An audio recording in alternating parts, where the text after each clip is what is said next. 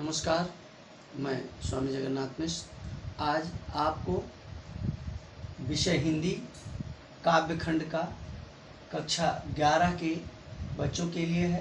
पाठ नंबर 1 हम तो एक एक कर जाना, ये आपका शीर्षक है। इसके कवि हैं संत कबीरदास। आइए संत कबीरदास की जीवनी से पहले आपको कुछ हम हिंदी साहित्य की ओर ले चलते हैं, जहाँ से इस कवि का उद्गम हुआ।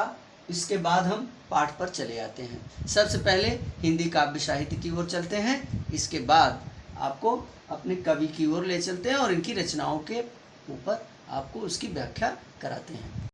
हिंदी काव्य साहित्य के विकास की ओर चलते हैं। इसको हमने 4 खंडों में बांटा है। पहला आदिकाल, दूसरा भक्तिकाल, तीसरा रीतिकाल और चौथा है इसका आधुनिक काल। आदिकाल जो पहले भाट या चारण राजा महाराजाओं के दरबार में लोकगीत गायन किया करते थे, वो काल था। इसके बाद आया भक्तिकाल। भक्तिकाल को ही हम लेकर चलते हैं। भक्तिकाल को 2 भागों में बांटा गया, एक निर्गुण भक्ति धारा और दूसरा सगुण भक्ति धारा। निर्गुण भक्ति धारा को 2 भागों में बांटा गया, एक ज्ञान मार्गी और दूसरा प्रेम मार्गी। इसके बाद इसी तरह से सगुण भक्ति धारा को 2 भागों में बांटा गया, एक राम भक्ति धारा और दूसरा कृष्ण भक्ति धारा। अब इधर आते हैं ज्ञान मार्गी धारा में 2 कवि आपके हुए, एक कबीरदास और दूसरा गुरु नानक देव जी। कबीरदास ने एक रचना रची जिसका नाम था बीजक, और गुरु नानक देव की एक रचना आई थी जिसको गुरु ग्रंथ साहिब के नाम से जाना जाता है। इसी तरह से प्रेम मार्गी शाखा के 2 भाग हो गए, जिसमें मलिक मोहम्मद जायसी और दूसरा उस्मान। मलिक मोहम्मद जायसी द्वारा पद्मावत और उस्मान द्वारा चित्रावली, ये 2 रचनाएं रची गईं। लेकिन दोनों में अंतर यही था कि कबीर ज्ञान मार्गी शाखा के अंतर्गत आते हैं और आपके जो मलिक मोहम्मद जायसी हैं या उस्मान हैं, ये प्रेम मार्गी शाखा के अंतर्गत आते हैं, जबकि ये सब निर्गुण भक्ति धारा के ही प्रतिपादक हैं। अब सबसे पहले जो आपका आता है कृष्ण भक्ति धारा, इधर ये आपके सगुण भक्ति धारा के अंतर्गत है, जिनमें राम भक्ति धारा और कृष्ण भक्ति धारा, इसमें गोस्वामी तुलसीदास हुए, अग्रदास हुए। और इधर कृष्ण भक्ति धारा में आपके सूरदास, रसखान और मीरा। इधर इनकी रामचरितमानस और रामाष्टयाम इनकी रचनाएं हुई। अब हमें ज़रूरत है सिर्फ आपके कबीरदास से। बताना इसलिए ज़रूरी था कि कबीर हमारे किस शाखा के अंतर्गत आते हैं और किस धारा के अंतर्गत आते हैं। तो इनका पहले आपको ये पता हो गया कि ये भक्ति काल के निर्गुण भक्ति धारा के ज्ञान मार्गी शाखा के अंतर्गत आते हैं। अब हम सबसे पहले कबीर के रचनाओं पर चलेंगे, कबीर की जीवनी पर चलेंगे। जैसे कि वहाँ आपको हेडिंग में मैंने दिखाया था कबीर की जीवनी। कबीर का जन्म संवत 1455 यानी 1398 ईस्वी में काशी में वाराणसी में हुआ था।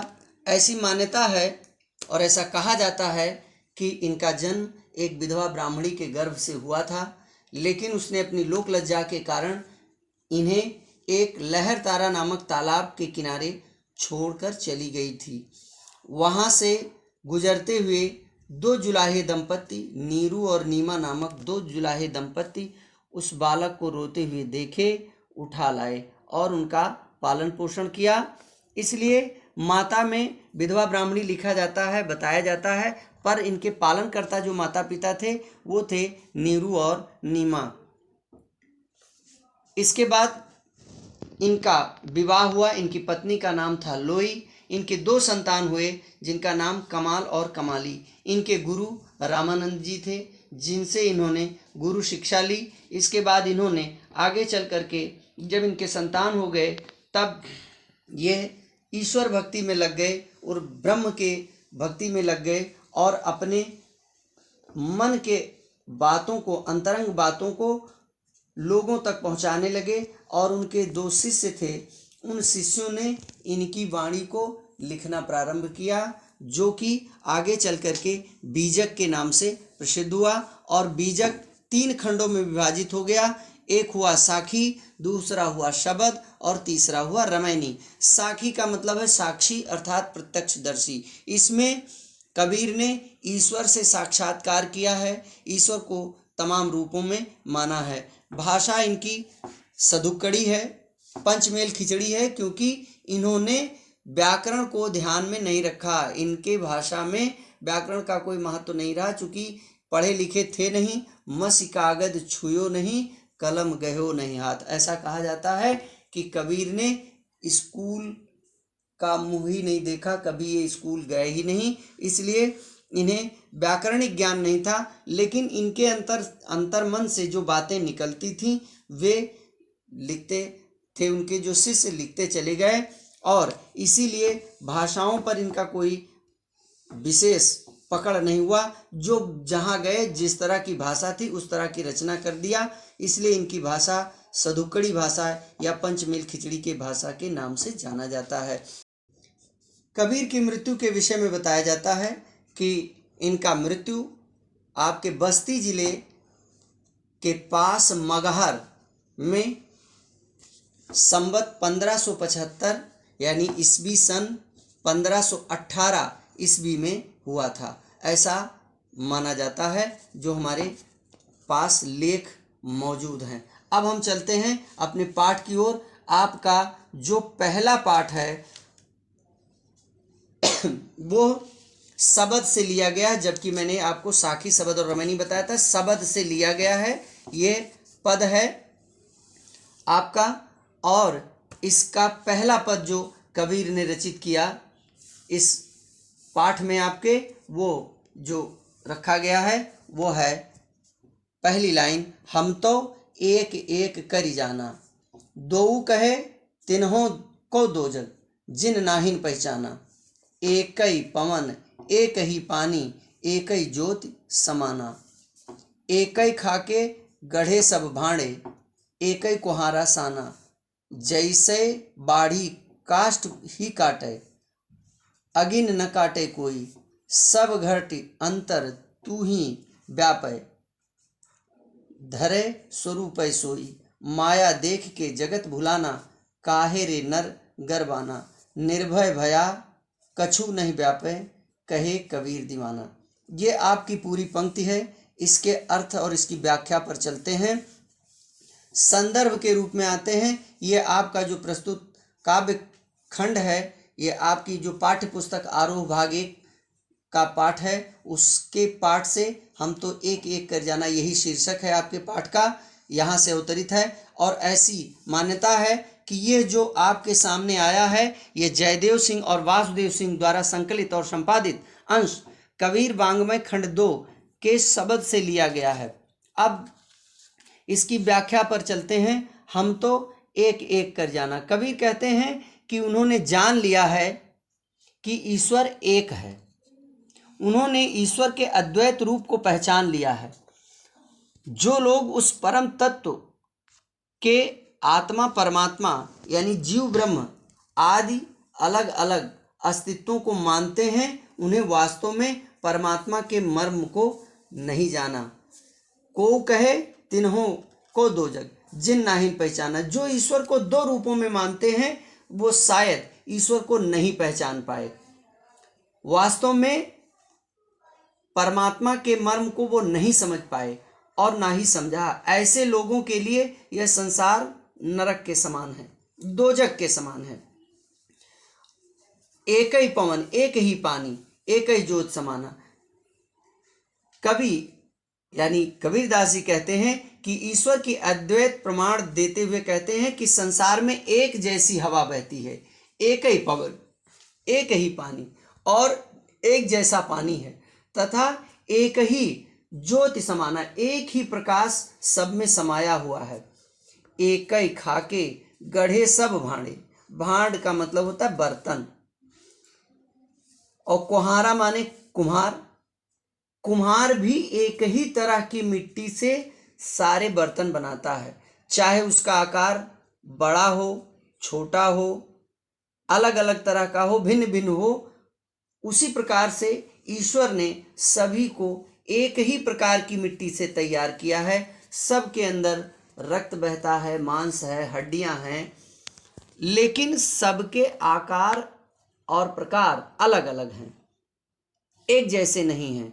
मनुष्य का जो शरीर है वो एक जैसा नहीं होता, लेकिन तत्व जो इसमें मिला हुआ है, पंच तत्व जो इसमें मिले हैं, वो एक ही जैसे होते हैं। सबको वायु की ज़रूरत है, सबको पानी की ज़रूरत है, हर प्रकार से वो एक ही तत्व से बना हुआ है। जो पंच तत्व छित, जल, पावक, गगन और समीर, ये पंच तत्व जो आपके हैं, इन्हीं पंच तत्वों से ही इस शरीर का निर्माण हुआ है, भले ही उनके आकार, प्रकार या स्वरूप भिन्न भिन्न हो।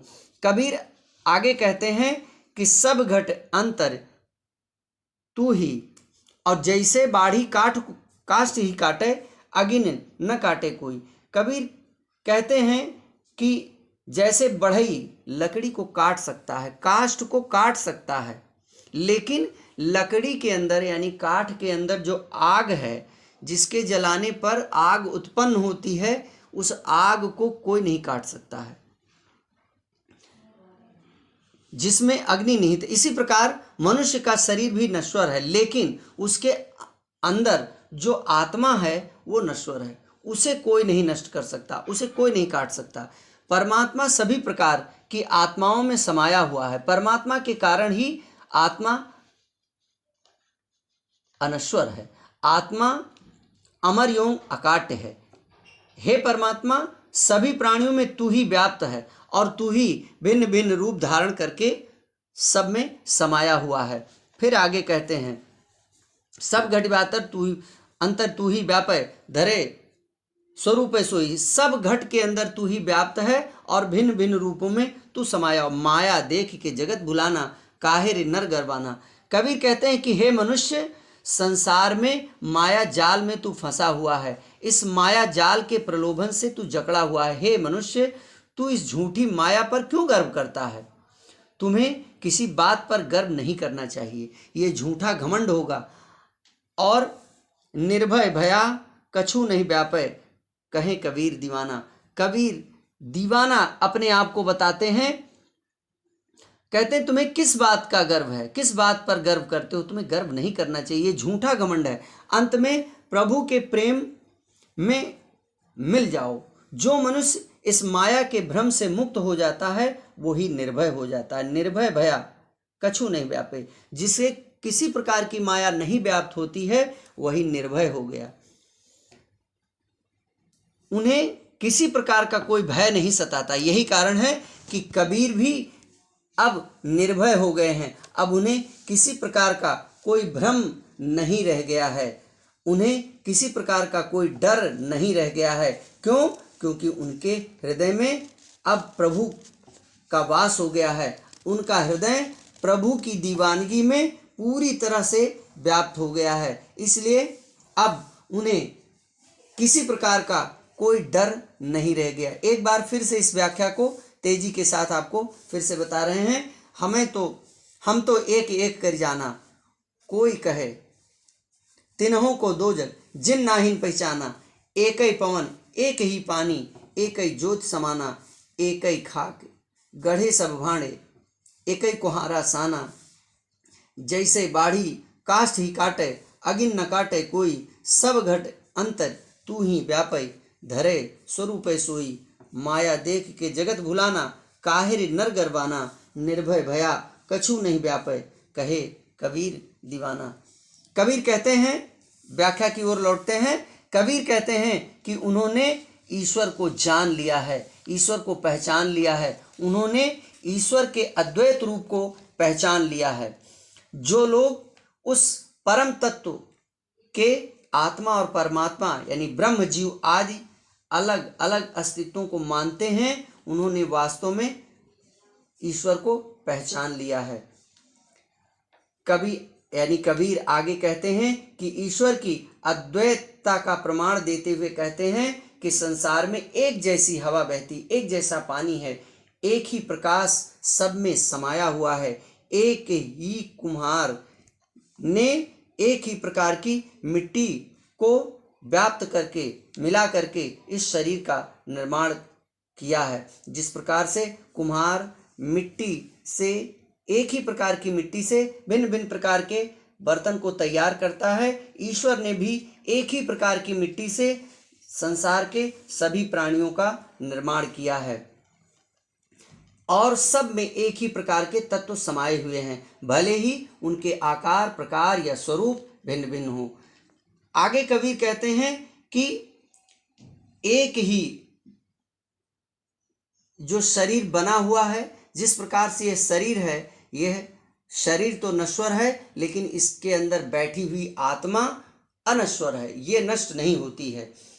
जिस प्रकार से लकड़ी को जलाया जा सकता है, लेकिन लकड़ी के अंदर जो व्याप्त आग है, अग्नि है, लकड़ी को जलाने के बाद आग ही उत्पन्न होती है। तो लकड़ी को तो आप कई टुकड़ों में काट सकते हो, पर उससे जो उत्पन्न आग है, आग को आप नहीं काट सकते हो। ठीक उसी प्रकार से यह शरीर है, शरीर तो नष्ट हो जाएगा, लेकिन इसके अंदर बैठी हुई आत्मा कभी भी नष्ट नहीं हो सकती है। परमात्मा सभी आत्माओं में समाया है, परमात्मा के कारण ही आत्मा अनश्वर है, आत्मा अमर एवं अकाट्य है। हे परमात्मा, सभी प्राणियों में तू ही व्याप्त है, तूने ही भिन्न भिन्न रूप धारण करके लोगों के अंदर भिन्न भिन्न स्वरूप में समाया हुआ है। माया देख के जगत भुलाना, काहे रे नर गरबाना। कबीर कहते हैं कि हे मनुष्य, संसार में तू क्यों माया जाल में फंसा हुआ है, वह इस माया जाल के प्रलोभन में क्यों जकड़ा हुआ है। हे मनुष्य, तू इस झूठी माया पर गर्व क्यों कर रहा है। तुम्हें किसी बात पर गर्व नहीं करना चाहिए, ये झूठा घमंड होगा। और अंत में प्रभु कहते हैं कि निर्भय पया भया कछु नहीं व्यापय, कहे कबीर दीवाना। अंत में प्रभु के प्रेम में सराबोर होकर के कबीर कहते हैं कि जो मनुष्य इस माया के भ्रम से मुक्त हो जाते हैं, वे निर्भय रहते हैं, उन्हें किसी प्रकार का कोई भय नहीं सताता। यही कारण है कि कबीर भी अब निर्भय हो गए हैं, अब उन्हें किसी प्रकार का कोई भय या डर नहीं है। उनके हृदय पर प्रभु की दीवानगी अब पूरी तरह से व्याप्त हो गया है। काव्यगत सौंदर्य की ओर आते हैं तो कबीर ने तात्विक रूप से आत्मा एवं परमात्मा को एक ही माना है। उन्होंने माया के प्रति मोह तथा प्राणी में मौजूद गर्व यानी घमंड को पूरी तरह से व्यर्थ बताया है। एक एक में आपका यमक अलंकार मौजूद है। इसमें एक का अर्थ है एक, गिनती एक, और दूसरे एक का अर्थ है कि हमारा परमात्मा, हमारा ईश्वर एक है। और उदाहरण के लिए बढ़ई, लकड़ी, आग, ये सब आपके अलंकारिक शब्दों का प्रभाव इस पर पड़ा है। खाक एवं कुहारा, ये रूपक अतिशयोक्ति अलंकार है। यहाँ पर खाक शब्द पंच तत्वों को बताया गया है, कुहारा इसे ईश्वर को बताया गया, कुम्हार अर्थात ईश्वर को बताया गया है। और इस पूरे समूचे पद में अलंकारों की छटा बिखरी है। जबकि कबीर पढ़े लिखे नहीं थे, फिर भी उन्होंने अलंकार का खूब अच्छे ढंग से प्रयोग किया है। जिन नाहिन पहचाना और काष्ठ ही काटे अगिन न काटे कोई, नर गरबाना कहे कबीर दीवाना। इस समूचे पद को गेय पद है, इसको गा करके लोग पदों को सुनाते हैं। और ये भाषा आपकी पहले ही मैंने बताया था सधुकड़ी या पंचमेल खिचड़ी है। इसमें अनेक बोलियों का प्रभाव झलकता है।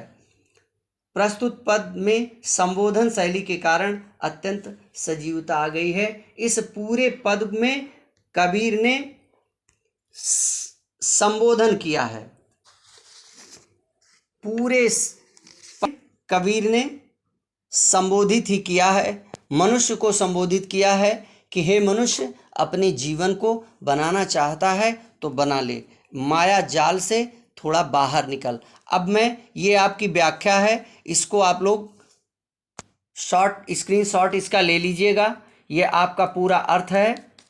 जैसा कि मैंने पहले ही अर्थ आपको पूरी तरह से कंफर्म कर दिया है, फिर भी आप चाहेंगे तो इसका स्क्रीनशॉट लेकर के पूरा अर्थ, ये कंप्लीट अर्थ है, पूरे जो आपका पद है शब्द का, उसका पूरा अर्थ है।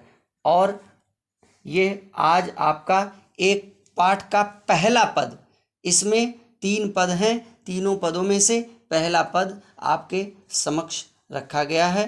अब आगे अगले पद को अगले दिन आपको पढ़ाया जाएगा।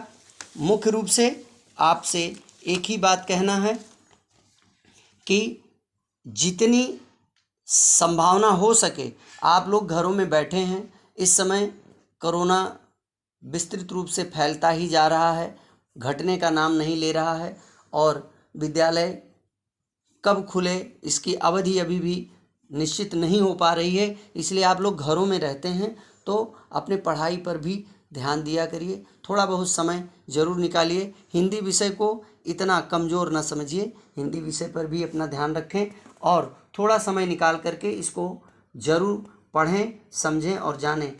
और इस वीडियो को जहाँ तक हो सके आप लोग अपने साथियों और सहपाठियों तक शेयर अवश्य किया करें, लाइक करें और कमेंट करें। और इससे संबंधित जो भी प्रश्न आपके दिमाग में कौंधता है, उठता है, प्रश्नों को तो हम लिखाएंगे ही, बताएंगे ही, फिर भी आपके दिमाग में जो भी प्रश्न उठ जाता है उस प्रश्न को अलग नोट कर लिया करिए और अपने कमेंट में उसको ज़रूर प्रश्नों को डाल दिया करिए, जिससे हम आपके प्रश्नों का उत्तर दे सकें।